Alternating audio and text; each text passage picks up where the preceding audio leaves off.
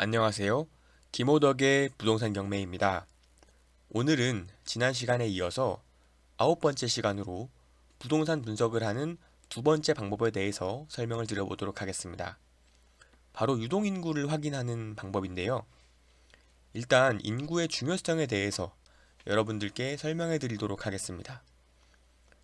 이게 경제학 강의나 경제학 시간이 아니기 때문에 제가 자세한 내용은 설명드리지 않을 텐데요. 마이클 크레이머라는 2019년도 노벨 경제학상 수상자가 있습니다. 하버드에서 대학 교수로 활동하고 계신데요. 이 교수님께서 어떤 얘기를 했냐라면 충분한 인구가 경제적 생산량을 급격하게 확대할 수 있는 계기가 된다 라고 얘기를 했습니다. 사람들이 모이면 결국에는 토론 협업 등을 하면서 시너지 효과가 발생한다. 그것이 결과적으로는 경제적 성장을 이끌어낸다 라는 얘기인데요. 여러분들도 아시겠지만 중국이 굉장하게 많이 성장을 했잖아요.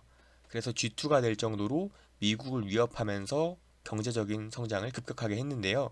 그 이유가 전문가들은 인구수가 많기 때문에 내수 시장이 받쳐져서 기업들이 성장을 빠르게, 충분히 빠른 시간 안에 할 수 있었다라고 평가를 합니다. 인도도 마찬가지인데요. 인도 같은 경우도 인구가 굉장히 많기 때문에 경제적인 성장을 밑바탕으로 급부상하지 않겠냐라는 예측들이 많습니다. 그래서 결과적으로 인구가 많아지면 경제가 성장합니다. 그리고 또 하나, 수요와 공급에 있어서 수요의 증가가 가격 상승을 유발하기도 합니다. 이거는 혹시라도 여러분들이 경제학을 공부하셨다면 경제학 시간에 배우는 내용인데요. 여기 오른쪽 하단에 보시면 수요 곡선이 존재하고 공급 곡선이 존재하는데 수요와 공급이 만나는 지점에서 가격이 형성이 되거든요. 그런데 수요가 늘게 돼서 곡선이 이동을 하게 되면 결과적으로 가격도 올라가겠죠. 그래서 수요가 많은 지역은 집값이 점차 오르게 된다라는 이론이 성립이 될 수 있는 거죠. 간단하게 생각을 하면 한정판 내가 아이폰을 사고 싶은데 너무 많은 사람들이 기대를 하고 원하는 거예요. 그러다 보면 그 가격이 계속 올라가겠죠. 경매도 마찬가지예요. 수요자가 많으면 많은 사람들이 원하는 가격이 있을 거고 그 가격이 점점 높아질 거니까 그렇게 돼서 수요가 많아지면 공급이 일정하다는 전제하에 가격이 올라간다 라고 볼 수 있겠습니다. 그래서 제가 드리고 싶은 말씀은 결과적으로 인구가 많아지고 인구가 점점 늘어나는 지역은 발전 가능성이 높다라는 겁니다. 그래서 이번 시간에는 인구에 대해서 여러분들께 어떻게 확인해야 하고 인구가 주는 시사점이 어떤 건지, 인구가 많이 오르는 지역은 어디인지 하는 내용들을 살펴보고자 합니다. 네, 인구는요, 당연히 아시겠지만 해당 지역에 몇 가구가 사는지에 대한 내용입니다. 그런데 어쨌든 많이 몰릴수록 사람들이 많아지면 학교도 지어야 되고 도서관도 필요할 거고 영화관도 필요할 거고 여러 가지 인프라가 필요할 거잖아요. 그러다 보니까 생활 편의 시설들이 들어서기 때문에 유리합니다. 크게 저는 주거 인구, 실제로 살고 있는 인구하고 유동 인구, 실제로 사람들이 왔다 갔다 왕래를 하면서 편의 시설도 이용하고 각종 소비를 하는 그런 인구로 두 가지 정도로 파악을 하면 괜찮지 않을까 하고 생각을 합니다. 일단은 주거인구부터 먼저 살펴볼 텐데요. 주거인구를 확인하시는 방법은 아파트 실거래가라는 아실이라는 사이트를 들어가시면 부동산 빅데이터에서 인구 변화를 클릭하셔서 보실 수가 있고요. 또 하나는 superkts.com이라는 사이트가 있어요. 여기에 들어가시면 대한민국 인구 통계를 확인하실 수가 있습니다. 제가 지금부터 이 두 사이트에서 어떤 식으로 주거 인구를 확인하실 수 있는지 하나씩 설명해 드리도록 하겠습니다. 먼저 아실이라는 사이트에 대한 내용으로 설명을 드려보면요. 지금 맨 왼쪽에 보시면 인구수 변화라고 나와 있어요. 년 단위로 2년 전, 1년 전, 그리고 2021년 1월 기준으로 인구가 어떤 식으로 변화했는지를 나타내고 있습니다. 서울부터 해가지고 종로구, 중구, 용산구 이런 식으로 나와 있죠. 그리고 두 번째 화면은 뭐냐면 인구 이동입니다. 2020년 6월부터 12월까지, 그러니까 2020년 하반기겠죠.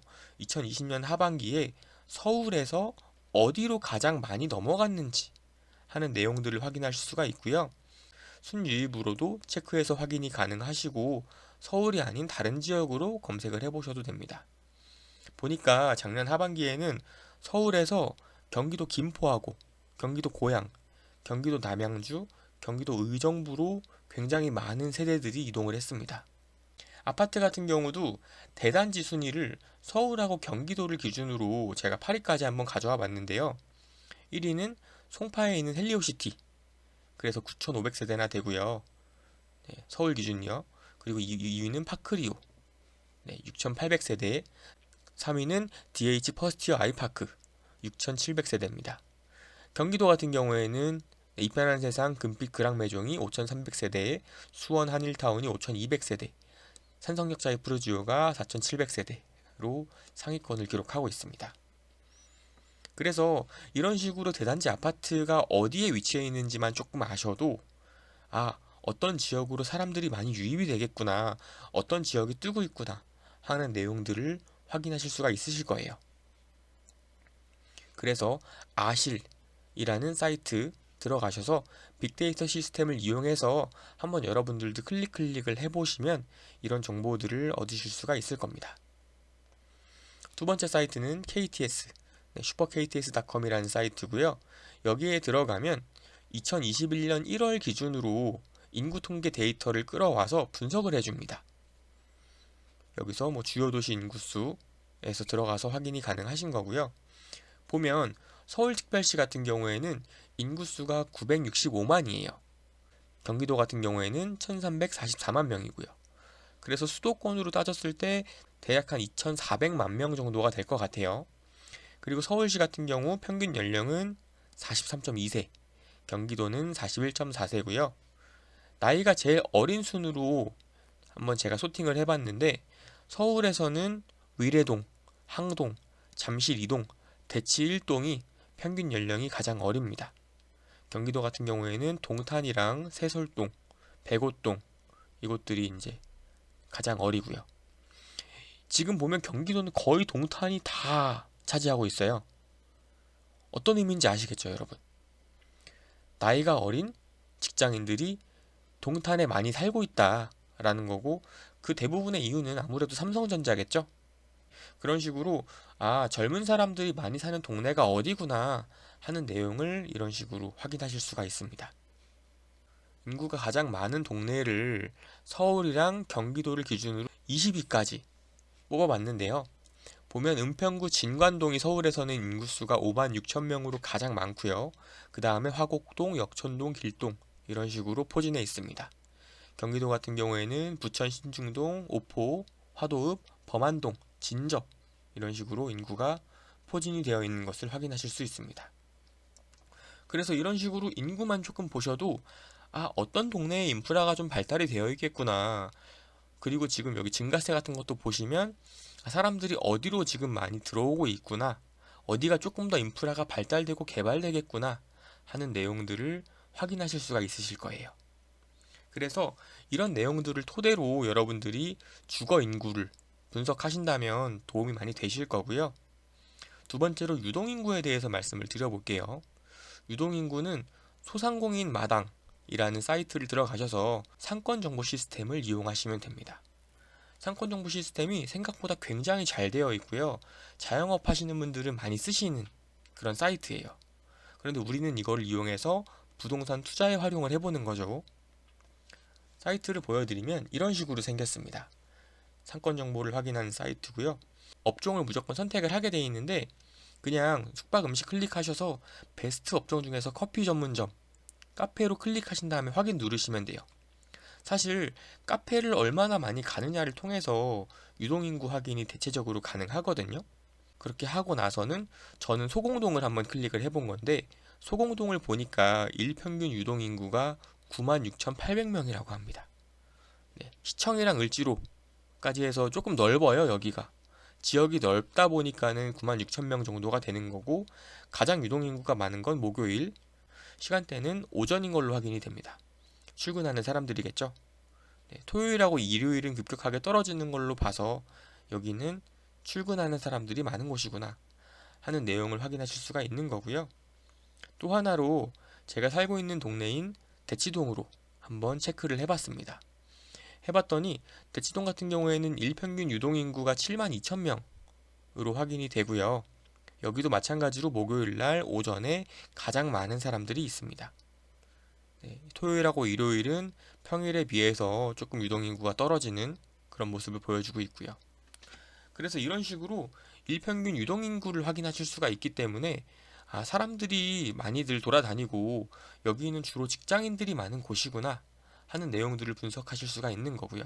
여기 상권 분석 바로가기라는 링크를 누르시면 이런 식으로 보고서로도 확인이 가능하세요. 이렇게 그 상세 분석에서 이제 카페를 누르고 서울 강남구, 지하철역은 설릉역 이렇게 해서 분석을 누르면 이런 식으로 로딩을 하다가 상권 분석 보고서라고 해서 상권 평가, 업종 분석, 매출 분석 해가지고 인구 분석까지 이렇게 나옵니다. 인구 분석을 눌러보면 인구에 대한 정보를 확인하실 수가 있는 거고요. 여기는 상권 분석 보고서기 때문에 상권에 대한 종합적인 내용이 나오는데 보니까 전월 대비 10%가 하락했다라는 걸로 봐서는 코로나로 인해서 굉장하게 데미지를 많이 입지 않았나 하고 추측이 가능할 것으로 보입니다. 그래서 인구 분석 보고서 요 탭을 한번 눌러보시면 이런 화면이 나오시는 거예요. 그래서 월별 유동인구가 어떻게 되고 성별과 연령은 어떻게 되는지 주중, 주말, 요일, 시간대별로는 어떻게 되는지 하는 상세한 내용을 확인하실 수가 있습니다. 일평균으로 설릉역을 왕래하는 사람들은 한 10,000명 정도가 된다고 보이고요. 남성 비율이 여성 비율에 비해 조금 더 높은 것을 확인하실 수가 있습니다. 20대, 30대, 40대의 비중이 제일 크고요. 토요일하고 일요일은 비중이 작죠. 두 개를 합치면 13% 정도가 되기 때문에 평일날 유동인구가 가장 많다라는 것을 확인하실 수가 있는 거고요. 새벽에는 거의 유동인구가 없고 대부분은 오전에 6시부터 11시 사이에 출근하는 인구 그리고 5시부터 9시 사이에 퇴근하는 인구가 가장 많다라고 확인하실 수 있습니다. 그래서 이런 것들을 보시면 이 지역이 어떤 지역이구나 하는 걸 인구의 이동과 분포를 통해서 어느 정도 추측이 가능하신 거예요. 그렇다 보니 여러분들이 투자를 하시기에 앞서서 인구 분석을 한번 해보시고 내가 이 지역에 투자를 해야겠구나. 이 지역은 성장하고 있는 지역이구나. 이 지역은 직장인들이 많이 분포되어 있다 보니까 유동인구가 많다 보니까 투자를 하더라도 나쁘지 않겠구나 하는 내용들 또한 가능하실 수가 있는 겁니다. 그래서 오늘은 제가 집값이 오를 만한 지역을 인구 분석으로 파악하는 방법에 대해서 사이트들을 소개해 드리면서 말씀을 드렸고요. 다음 시간에 뭘 할 거냐면 그러면 제가 이 사이트를 활용해서 어떤 식으로 부동산 분석을 하는지 그래서 어떻게 투자에 접목하는지에 대한 내용까지 한번 다뤄보도록 하겠습니다. 그럼 이것으로 마치겠습니다. 김호덕의 부동산 경매였습니다. 감사합니다.